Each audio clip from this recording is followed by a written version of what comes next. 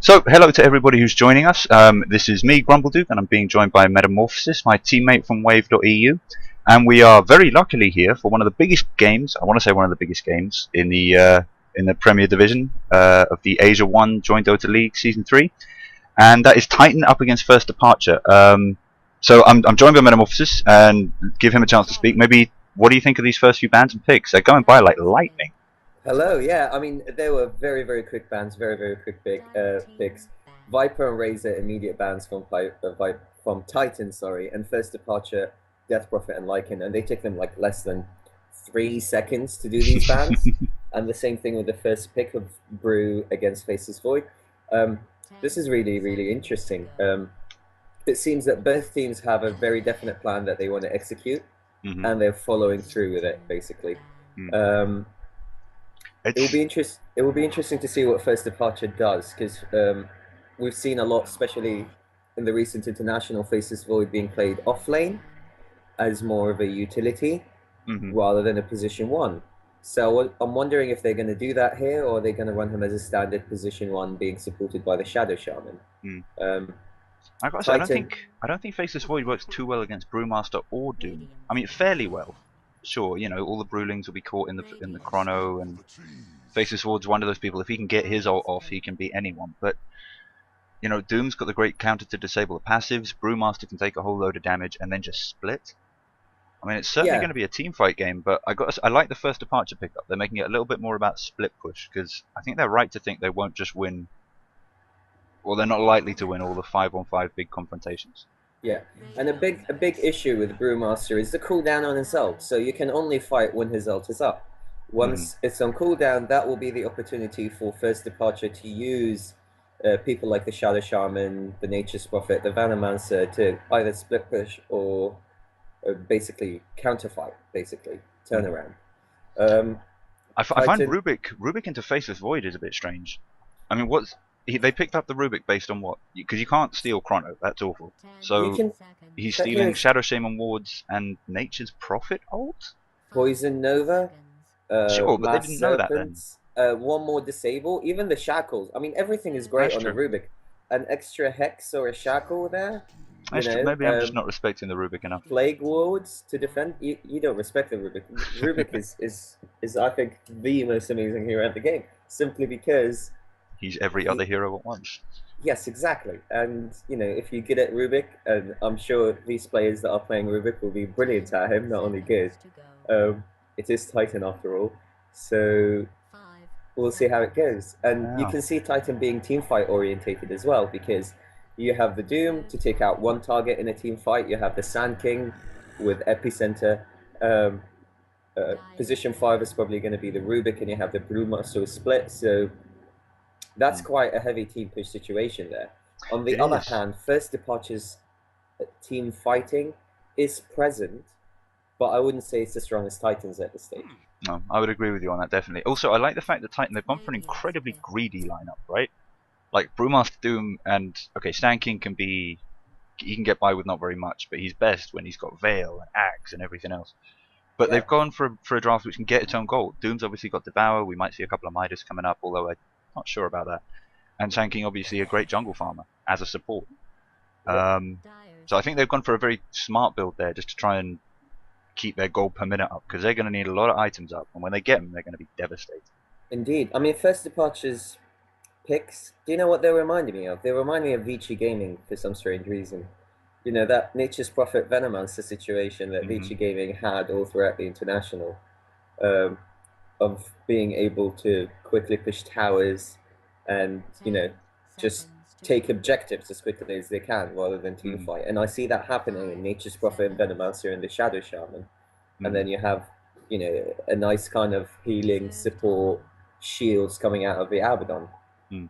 While on the other hand, Titan, are more team fight orientated. Let's sit back and farm a little bit before we can do anything.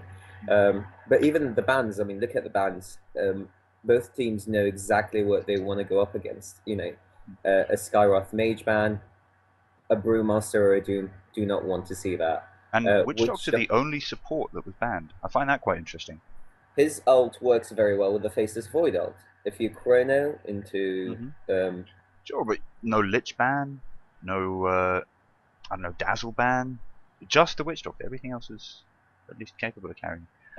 a big issue with the Lich. I mean, obviously the execution is there, but he is quite a squishy support. Same thing with the Dazzle. Dazzle is great as a defensive support, but he's not that offensive. Oh, Davide, I know you're watching, and they just picked Timber still. He's going to be shitting himself a little bit, and it's mostly on Doom. The other thing I just quickly wanted to say before we get into the game is first departure obviously going with either a core Venomancer or a core Abaddon. Now, based on what I've been seeing recently, I think it might be a mid Venomancer. Yeah, I mean, it might be a mid Venomancer, but I'm thinking as well, they might be actually running the Faceless Void position 1, in which case the Nature's Prophet can go offlane in the mid. Yeah, Venomancer, I don't think it's going to be a support Venomancer. It's going to be a mid Venomancer. As I was mentioning, this is kind of reminiscent of Vici Gaming. The let's get level 5 on Venomancer, Plague Wards, and then just try to take objectives as quickly as they can. So it's an interesting match. Oh my gosh, what? Am I crashing? Did I just DC from the game? Dota? No! I'll be right back in there, guys. Don't worry about it. Meta, if you could let us know what's going on with the... Yes, definitely. So at the moment, I'm going to look at the lineups first very quickly. Standing Mushi for Titan on the Doom, Titan X on the Sand King, KYXY, sorry, on the Brewmaster, and the stand-in Do Believe on the Rubik, and Titan Ohio on the Timbersaw. Laning phase, as I can see it, Timbersaw off lane, Brewmaster mid, and they seem to be running a defensive tri-lane. Although at the moment, first departure is running a 5-man into the Dire jungle. So they might be trying to catch someone here. We'll see whether they see it. They might run into, actually, they're going to run into the Rubik if they're not too careful. Anyone there? No, they decided to disengage and back away. So let me introduce the first departure team. We have the Nature's Prophet, Mikasa, and we have DDAFA on the Void, KS on the Venomancer, Lobby on the Shadow Shaman, and Kai on the Abaddon. Their laning phase, it seems, Void is going off lane, and we have the Venomancer mid with Nature's Prophet and Shadow Shaman going safe lane. This is slightly annoying. I guess my computer is just struggling a little bit this morning, but it will be right back in, guys. There we go. We're back in the game. Okay, where should I be looking, Meta? At the moment, what's really strange, you should be looking at the Radiant offlane, because they're running a dual offlane with Void and Abaddon. So that's really, really interesting. As we said, you know, Venomancer is mid against Brew, and they're farming out the Nature's Prophet. So that's quite an interesting thing. While on the other hand, Titan are running the traditional tri-lane at the moment. Although the only person in lane is the Sand King? Yeah, it's a Jungle Doom. It's a Jungle Doom and a cool Sand King. This is really interesting. So both teams running effectively... Well, no, wow. So this is Titan actually running a 4-core lineup. We got Doom, Sand King, Brewmaster, and Timbersaw all taking a fairly high degree of farm priority right off the bat. Yeah. And I mean, the Doom can make some nice rotations there, and you know, Sand King, he does need a Blink Dagger, so that's an interesting way of doing it. And that's a nice kind of taking away the creeps and putting them to your side, coming out first departure. It will be interesting to see what happens. And I think the Timbersaw was a really, really smart pickup from Titan. The reason for it is that he can clear out Creep Wave, clear out Nature's Prophet trees very, very quickly if necessary. It's also quite a smart choice, I think, against a Void offlane. For the simple fact that, you know, the Void offlane, he's actually fairly survivable. He can definitely work. People have shown that. Watch mid. Oh, big gank going down on KYXY on the Brewmaster. Nature's Prophet coming in there, assisting the Venomancer, and one of the, I think, most powerful mids in the metagame right now just gets taken down by core Venomancer. I love it. Yeah, you know, That's the power of the Nature's Prophet as well. Oh, meanwhile, X picks up an Invis rune. They're going to be looking to go back in and try and get some revenge off this, I think. Yep, he's going up round the Radiant side. Meanwhile, we've got a TP coming in from the Doom, I think. Oh no, Doom rotated down, Brewmaster TP'd back up to mid, and this is going to be a dead Venomancer. Venomancer, yeah. I mean, he still doesn't have his bottle, and he's in a very, very low health. If he's not too careful, he's going to die here. Yeah, I mean, I was going to say, they did actually have vision of that top rune, so he did see the Sand King get the Invis, and I think he was trying to be cautious, but it was just a situation that needed an awful lot more caution. Meanwhile, Ohai down on bot lane, kind of being harassed out of lane here. He hasn't got a huge amount of XP, I don't think. Level 3. Okay, no, he's equal with the safe lane. It's not where he wants to be, but it's not the worst. Shackle goes down. He's taking a lot of hits though, but that reactive armor is just building up charges. Timber Chain down, pops to south. He's actually in real trouble here. A couple more right clicks and he's down. There it is. One more kill there for first departure. Oh, I love these treelings as well. They look really, really good on Nature's Prophet. Just have to interject and say that it's the first time that I've ever seen them. Oh my gosh, what the hell are they? They're called Children of Viriditia, if I'm pronouncing it correctly. Weird. Alright, KYXY on the mids. Going a fairly standard build. I actually haven't seen that many Stout Shields picked up on Brewmaster mids, but it's a great pickup against the Venomancer. Lots of small points of physical damage coming in if he chooses to go for a ward spam. KYXY might go down here again if he's not too careful. I think he would have done if Gale had been off cooldown, but yeah, it had just been used at the start. Even if you had a rotation from the Nature's Prophet, but it was too divey, so it's understandable that they didn't want to do that. It would have been begging for return TPs, I think, from Titan. And you know, I just looking a bit at the last hits and denies standing, and really, really strangely enough, the one with the highest last hits is the Faceless Void in the off lane.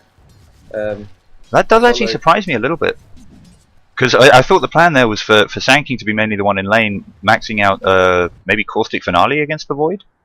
But despite the fact that Doom's been in the jungle, Sand King's been going for the kind of support / jungling Sand King build. Yeah, I mean, at the end of the day, the whole point of placing a Sand King in that position to get the farm is they want the quick blink dagger. They want to be able to team fight as quickly as they can. So by the time Brew has his blink dagger, so does the Sand King, and you're able to take and initiate team fights quite a lot. But it seems to be not the case, and they seem to be giving too much farm towards the Faceless Void. So I'm just not sure what the overall plan was there, basically. Oh, another rotation in on mid from Nature's Prophet. Brewmaster does not have mana for his ult. He's getting a lot of right clicks down there. So Sprout actually went for Call of Nature there as well. I think they might have been more wise to just leave it with the Brewmaster trapped in the trees. Let's say la vie. Nice skill, a 3-man rotation, and you know Mushi's coming out of the jungle, so he's not. Oh, Galed, Sprouted, taking a lot of damage. Pop Scorched Earth to try and get a bit of health regen, but nice block off there. Excellent play there from from KS on the Venomancer. That juke was prevented. Juke denied. This is a big problem because KYXY is not getting any support within the lane, and he's getting ganked, and you're forcing Mushi out of the jungle on the Doom, and he's losing on a lot of XP and farm because he has to look after the lane effectively, and he's arriving too late. And also, my thing is this: why? I mean, I appreciate they are pros. There's no question about it. They do have tangos, but you know, just one of them guys really should carry a Quelling Blade for, you know, the Sprout coming out Nature's Prophet. There's some truth to that. I'll give you that. X managing to pick up another Invis rune, this time on bot, but again spotted out this time by a Treant. Pinged from Shadow Shaman, so we know the first departure are aware of this, but Shadow Shaman is also the one who seems to be progressing down the lane. Personally, I think Titan should have maybe tried to go for that a little bit, but it looks like they're just going to rotate in on the mid. Yeah, you know, like Kai waiting in the trees though. And you know, Faceless Void is just having an amazing game. He's effectively free farming at this stage. Mushi rotated to lane as well, so now he's trying to get some of the spark, catch up on the death that he had, a few last hits. Nature's Prophet coming in on top. It's 2v2. I'm not entirely sure why they were so confident. Ah, there we go, because of the chrono. That's going to be a dead Rubik. They're going to try for the Doom. I don't think they're going to kill him, but they can certainly get some damage out. And I guess, yeah, they killed the Rubik. They also forced that entire attempt from Titan to gank mid off, and they might actually be able to get some pick-off kills here. Abaddon coming in though, aphotic shield, and now it's Ohai on the run. Taking a lot of right clicks, manages to Timber Chain away, but followed straight up by a Time Warp from the Faceless Void. Mushi now gets Galed, that's a lot of DOT, and he's finished off by Nature's Prophet. So a big push coming out here from First Departure. Yeah, and I think that's a tower as well.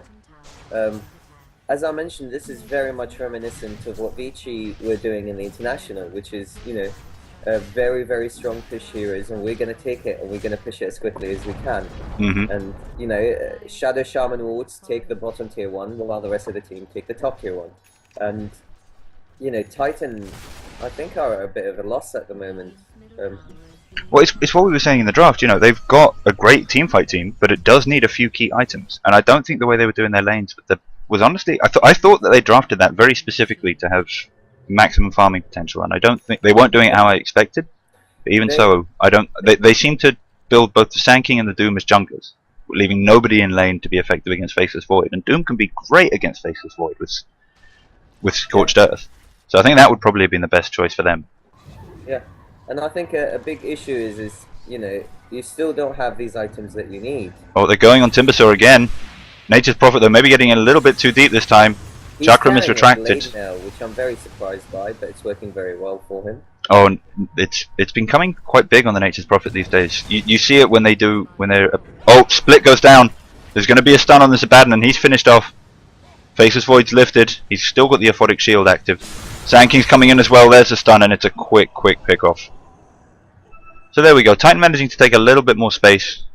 Nature's Prophet still just chillaxing in the jungle. He's like, I'm not here, guys. It's fine. Whoever you're thinking about, it ain't me. TP's over to mid. They're going to just try and burst down this tower very quickly. They got Veno. They got Nature's Prophet. They are about to run out of creep, but they've got another wave coming straight in. And they have the Treants as well, so that's not a problem. Yeah, very much. I mean, First Departure are playing a great game, and the big issue with Titan at the moment is that they didn't have the farm that they wanted to or expected to.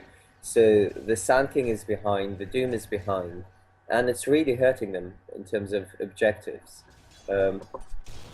Even Ohio and the Timbersaw, he's died a couple of times, so you know he's not in a great position at the moment. Wards go down on the bot tier 2, along with Treants. This is going to be a big push. The Titan team do manage to draw the Radiant creep wave back behind the tower. They're going to be able to finish that off fairly easily, and maybe just get some food off these wards. It doesn't look like FD actually have the damage to go in here and contest. There we go, aphotic shield down on Nature's Prophet, Sprout on the Doom. Sprout stolen, I think, by Rubik. Yep, there it is. Are we going to see a Sprout under the tower, maybe? There we go, catches Abaddon. Brewmaster in, it's Kai who's been caught out here. Chakram, there'll be another stun coming out from Sand King as soon as that ult wears off, I think. KYXY, I think, heard you. Or someone picked up a Quelling Blade for him anyway. Rubik finished off by Abaddon. Timbersaw finished off by Shadow Shaman in the end. And First Departure just, turned that around. I really thought Titan would be able to gain some ground there. Yeah. I mean, that's the problem with the Venomancer and the Nature's Prophet push-up, is that just these Plague Wards do so much damage and they're slow, and then it's very easy for that team to turn around and take objectives. I think if the Timbersaw had a couple more levels or a couple more items, and he would have been able to be a lot more efficient at clearing the creep wave, which would have been, you know, a great thing for them, because they only had the wards to deal with. And this is what I was saying, the cooldown on Brewmaster's ult means that whenever he's not there or he's used his ult, First Departure can take on objectives and can take on towers very, very quickly. Because, you know, Brew loses a big portion of his effectiveness. Now I think they're going to pop Chrono on this Timbersaw. There is Gale following it in as well. And a Hex. Are they going to be able to defend this mid tier 2, do you think? I mean, Chrono's down, but so is Timbersaw. I think that's one dead tower. Yeah, I don't think they will, and I don't think they should. I mean, Sand King is like 20 gold away from his Blink Dagger. We do have Doom, Rubik and Brew coming in though.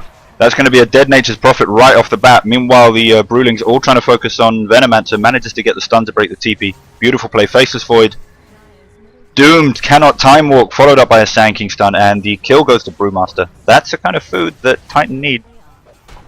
Yeah, and you know, you have those key items coming out now on Titan, which will help them massively. And we might be seeing turnarounds here soon enough. I mean, First Departure don't have the late game. Even with Faceless Void, I'm not going to give them the late game award here. They really need to break high ground. Like, they're doing a great job on the external towers, but honestly, I think it would be more useful to have one set of racks down and no other external towers. Meanwhile, Nature's Prophet tries to sprout. Timbersaw gets absolutely wrecked by Chakram. The Blade Mail's pop though. Sand King's in. Blink. Stun. They just need a little bit more damage, and this is a dead Natty Prof. Goodbye, Natty Prof. Yeah, now that X has got his Blink Dagger, we'll be able to see a lot more movements, a lot more ganks as well coming out from Titan. So that's now when they'll be able to execute their plan. And there's a Blink Dagger on the Brew as well.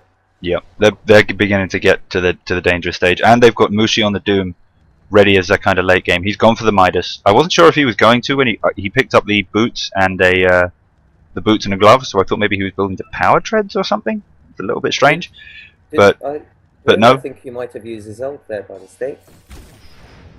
Who? Sorry. Brewmaster, KYXY. Or is it still on cooldown? No, it's on cooldown. Sorry, that's him. I thought he used it casually because I'm like, why is that on cooldown? It's not supposed to be on cooldown. That quick farming technique, you know. And the other thing is Titan can kind of predict. I mean, it's going to be pretty obvious now. First Departure are a pushing lineup. They're not going to try and break high ground. They're going to go for that last tier 2. So as long as Titan keep TPs and have some awareness of what's going up in the lane, they're sending Rubik up there now to scout. They know they're going to be able to deal with this next push. Yeah, and you know, Rubik saw Plague Wards, and you were talking about the utility of the spells that he can steal. These Plague Wards are very, very, very strong. So, you know, and they just cost, what, 20 mana? So he'll just keep spamming them defensively, and that is just going to eat up more time for Titan to get into position. So we'll see how they try to take this tower, whether they're successful at it or not. And we see the Venom Wards beginning to do some work on the creep wave here.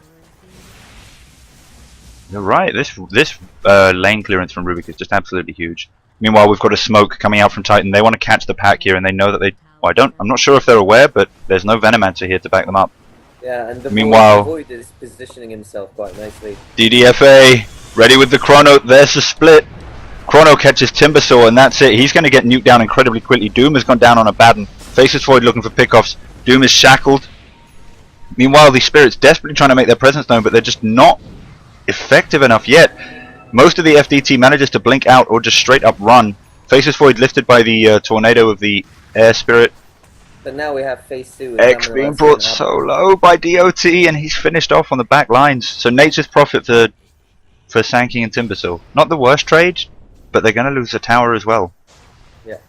And you know, Abaddon is going to become more and more important at this stage now. He's hit level 9. I mean, 11 will be a lot more important. But he's in the situation where he can stand in the front, heal, tank a lot of the damage that's coming out as well. Make sure his teammates can stay in those team fights for a little bit longer, which is going to make a huge difference for First Departure.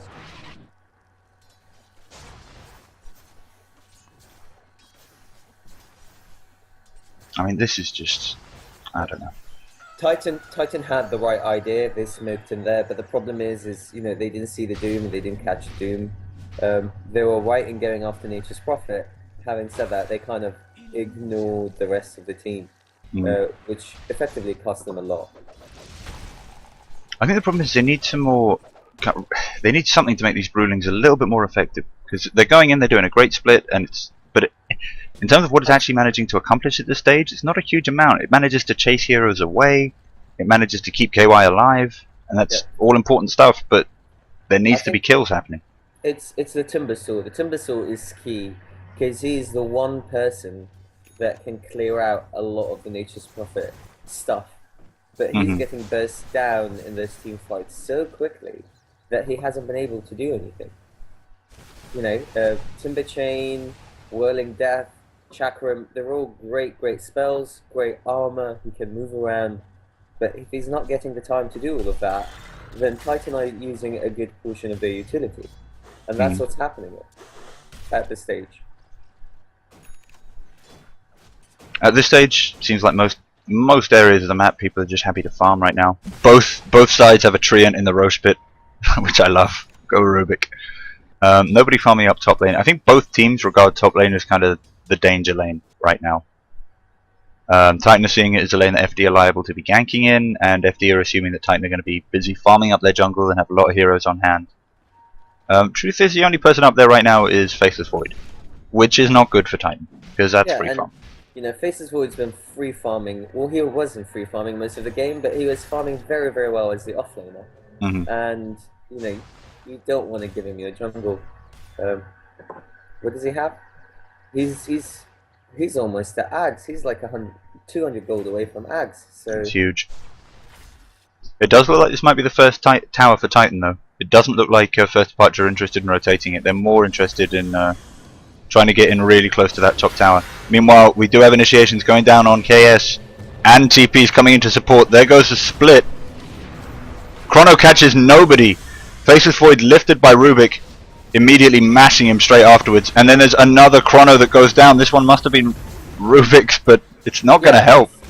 He kind of caught out the Abaddon and Nature's Prophet in it, but they can't do much with it. And somehow that Venomancer manages to survive. A doomed Faceless Void is trying to take on this this Brewmaster, and that is a team wipe in exchange for Shadow Shaman. First Departure proving that, yeah, their early game lead not so useless after all, and Titan are going to need more than a couple of key items to take this game away from them. These rotations are really big, and they're making a huge difference. So, you know, I think Titan are fragmented at the moment. They're focusing different targets, which is not helping them. And First Departure, Mikasa on the Nature's Prophet, that blade mail is paying for itself. So, because now they have to focus him, and if they're not focusing him, he's taking out a lot of the heroes on the map. This is a build I've been seeing from Nature's Prophet recently. It's you know, you split push with your abilities fine, but you just build for right clicks. You go mass intelligence, you go power treads, you go the blade mail so that people don't hit you in exchange, and you can just ambush people. It's just something that we played against and we lost. So our last JDL game, those bastards. Yes. Nature's Prophet picking up the Aegis as well. Timbersaw in way over his head here. Ohai run away, manages to get Kai caught up on the ledge, but then just absolutely murdered by this Faceless Void. Mask of Madness active. So many bashes going to be coming out here. They do manage to pop the Abaddon ulti. Faceless Void drops Chrono, catches out Timbersaw incredibly easily, and Doom finished off by Nature's Prophet. Meanwhile, over on the mid lane, this is getting into stomp potential.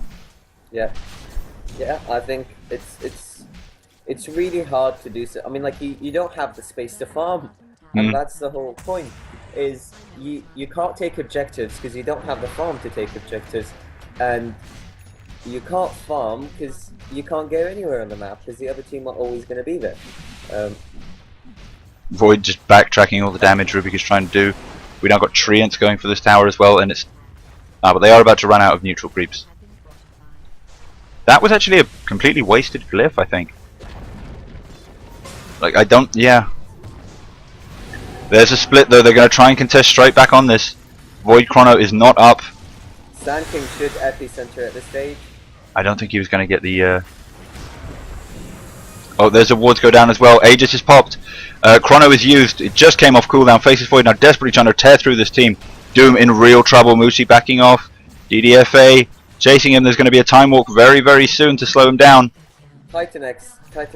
Mushi trying to juke. Tries to juke, but there's the time walk. There's the slow, and it's DDFA is unstoppable. GG called out by KYXY, and I think that's fair enough. Whee! What a match. That was a very exciting match, and you know, it was a very great match. And you know, Titan knew exactly what First Departure were doing. It's unfortunate that they didn't manage to get their key items within time to be able to counter it accordingly. As I said, this was very reminiscent of the last international, very reminiscent of what Vici Gaming was doing, and First Departure executed perfectly in that game. Absolutely. Anybody watching live on Twitch, we're going to be going straight into the next game. Anybody who's watching on YouTube, do please subscribe. Anybody who's watching on Twitch, if you were to follow, you would get something like this showing up. Let me see if it's working. There you go. A quick little shout out. So yeah, please do check that out and subscribe, follow, helps me do what I'm doing. Many thanks to Meta, and we're going to go straight into match 2.